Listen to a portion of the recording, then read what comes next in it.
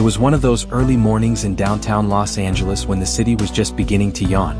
The sun hadn't fully stretched itself across the skyline, but the streets were already stirring. Street sweepers humming, vendors opening their carts, the smell of hot coffee wafting out from food trucks. David Beckham wasn't supposed to be here. Not publicly, at least. He'd quietly slipped away from the spotlight for the day, wearing a hoodie and sunglasses, blending into the background as he volunteered at a youth outreach center just a few blocks away from Skid Row. No cameras, no press. Just something he liked to do when he needed to breathe. He had just finished handing out care packages and was walking back to the car when he heard it, a soft, scratchy tune slicing through the noise of the street. It was a harmonica, barely audible at first, then louder as he turned the corner. The melody hit him like a cold wave.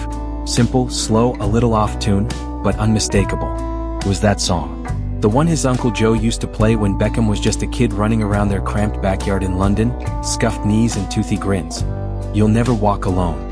He stopped dead in his tracks. No one else seemed to notice. Cars rolled by. A dog barked in the distance. But Beckham stood frozen, scanning the sidewalk like his brain couldn't catch up with what his ears were telling him. And then he saw him. Sitting cross-legged on a flattened cardboard box at the base of a traffic light, just beneath the overpass, was an older man with a tattered coat, long scruffy beard, and shoes that had seen better decades. He was hunched over, eyes closed, playing the harmonica with trembling hands. His face was partially shadowed by a worn-out beanie. Beckham slowly walked closer. His heart started racing, not because of recognition but because of the sense of something strangely familiar. It was in the tilt of the head, the shape of the hands, the way he tapped his foot like a metronome set to childhood. Then the man paused, opened his eyes, looked directly at Beckham. "Davy?" The sound of that voice, raspy, weathered, barely a whisper, sent a chill up Beckham's spine. No one had called him that in years. Not since his uncle disappeared. Not since the family stopped searching and started grieving. He knelt down slowly. "What did you say?" The man squinted, then blinked like he was trying to wake up from a dream.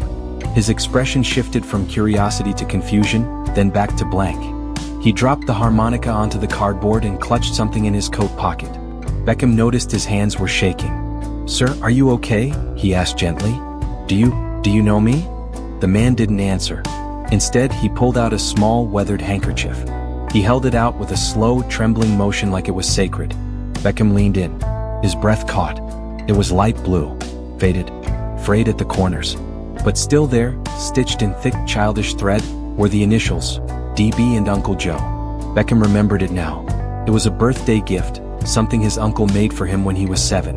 A silly little thing that no one outside their family would know about. His eyes started to well. "Where did you get this?" he asked, his voice cracking. The man simply smiled faintly and said, "I carry it, don't know why. Makes me feel safe." Tears started to form in Beckham's eyes. He dropped to both knees, reaching out to touch the man's hand. "Uncle Joe, it's me. It's David." The man looked away, then back again. His lips moved, but no sound came out. His eyes darted back and forth, then settled on Beckham's face. "You look like someone I knew," he muttered. "He played football, was real fast." "That was me," Beckham replied.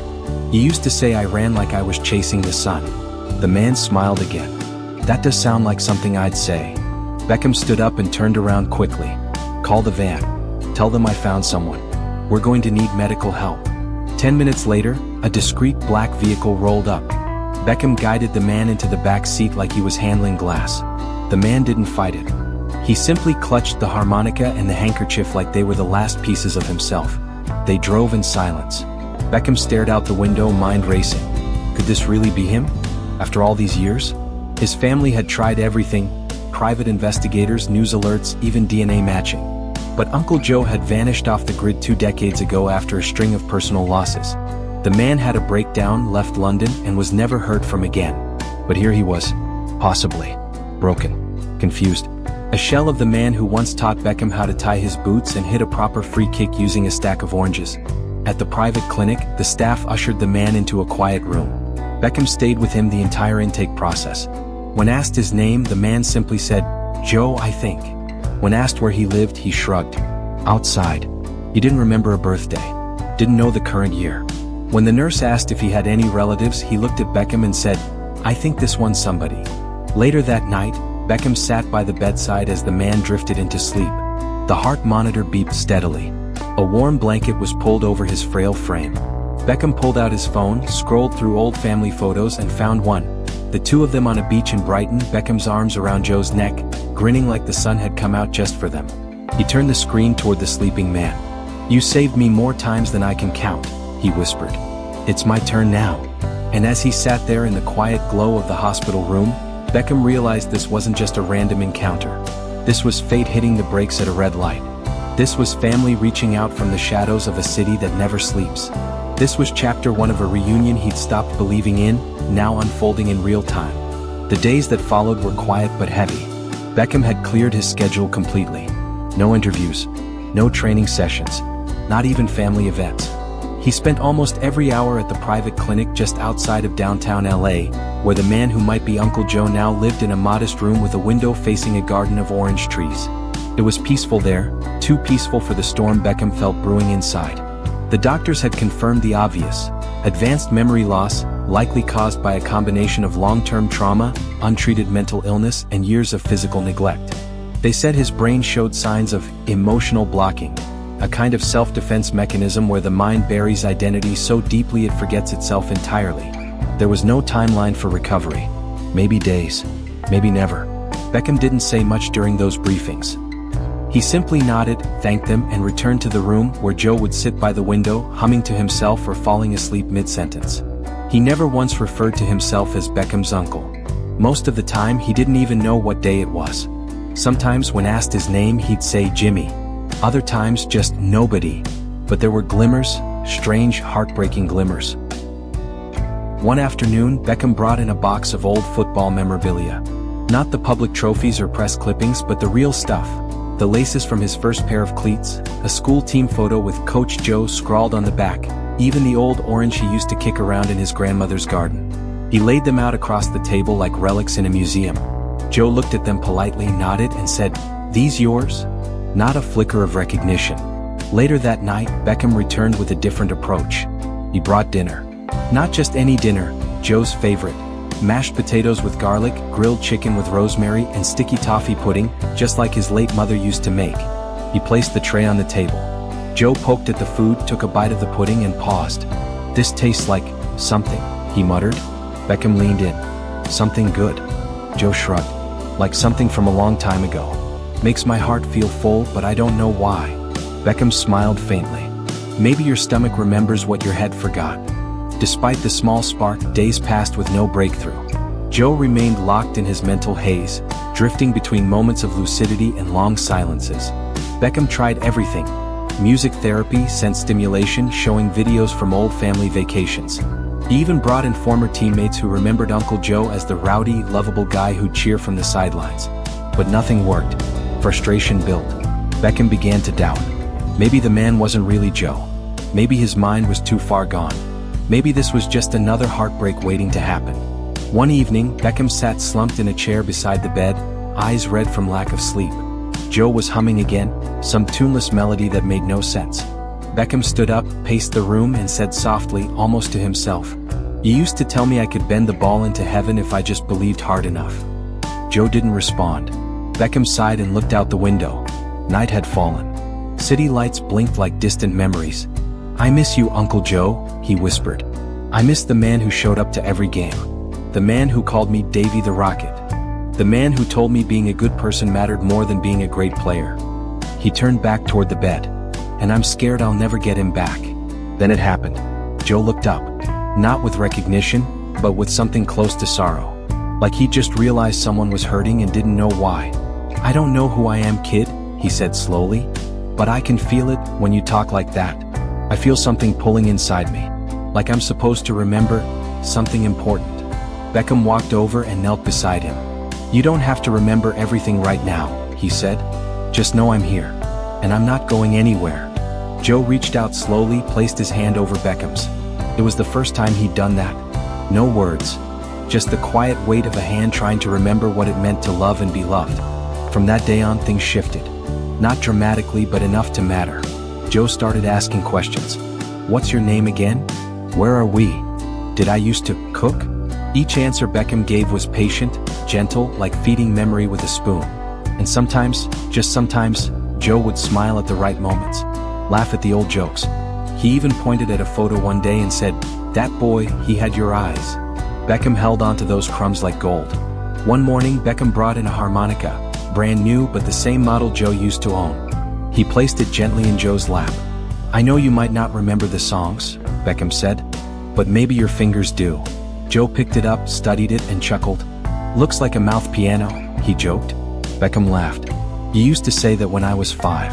Joe looked up. "Did I?" That night, Beckham sat outside the clinic, watching the stars flicker above the California sky. He didn't know what tomorrow would bring. But for the first time in weeks, he didn't feel like he was losing a loved one. He felt like he was waiting for one to come home. It had been 22 days since Beckham found the man under the traffic light. 22 days of unanswered questions, sleepless nights, and small, aching hope. The medical team had done everything by the book. The scans showed no damage that could explain the amnesia in full. The therapists tried every method they knew. Memory games, multisensory stimulation, familiar smells, childhood photos, even recordings of voices from the past. And still, Uncle Joe, if it truly was him, remained in a twilight between remembering and forgetting. But Beckham had not given up. On a quiet Thursday morning, the sky was pale and overcast. Beckham showed up earlier than usual, holding something new. Not a photo. Not a keepsake. Not a harmonica this time. It was a small wooden box, hand-carved and worn from time. He placed it gently on the bedside table. Joe, seated by the window as usual, turned and looked at it. "What's that?" he asked, voice softer than usual. Beckham didn't answer right away. Instead, he sat down across from him, opened the box slowly, and pulled out a folded piece of old sheet music. The pages were yellowed, edges curled, but the title at the top was still clear. "You'll Never Walk Alone." Joe stared at the paper, blinking. Something flickered, something almost invisible. Beckham leaned forward. "You used to play this every night before I went to sleep," he said. "When I was scared. When I lost a match. When I thought the world was too big." Joe didn't respond, just kept staring at the sheet music. Beckham continued. "You tell me, even when you're walking through a storm, Davy, hold your head up high. Don't be afraid of the dark." Joe's lips moved almost unconsciously. "At the end of the storm is a golden sky." Beckham's heart slammed in his chest. He wasn't imagining it. The words were real. "I used to think it was just a lullaby," he said, voice trembling. "But it was a message, wasn't it? For me. For yourself." Joe looked down at his lap, hands trembling. I remember rain," he whispered. "London. The smell of wet grass. And a boy crying."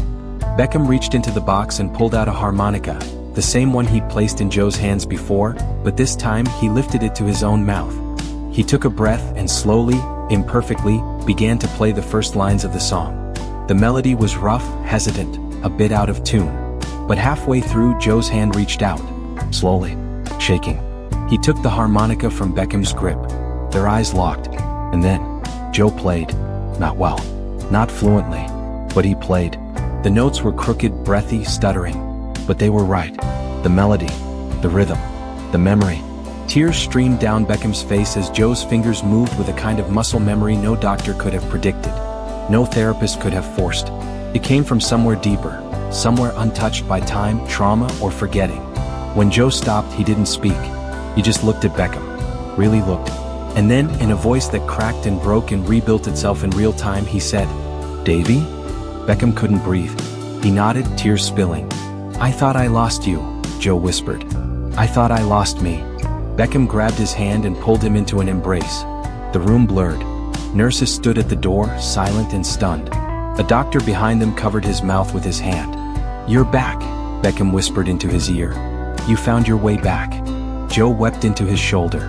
"You waited. All this time, you waited." "Always," Beckham said. "Because you never gave up on me when I was small and scared. Now it was my turn." For the next few hours they sat and talked, truly talked, for the first time in decades. Joe's memory didn't return all at once. But the dam had cracked. The flood was coming. He remembered his sister, Beckham's mother. Remembered birthdays. One-liners. The taste of Yorkshire pudding. The way Beckham used to sleep with his socks on even in July. The way Joe used to cheer louder than anyone from the sidelines, even when no one else believed in him. Beckham laughed and cried in turns. The room was heavy with emotion and light with relief. It felt like a resurrection. That night, Beckham posted nothing. Said nothing to the press. The world didn't need to know. Not yet.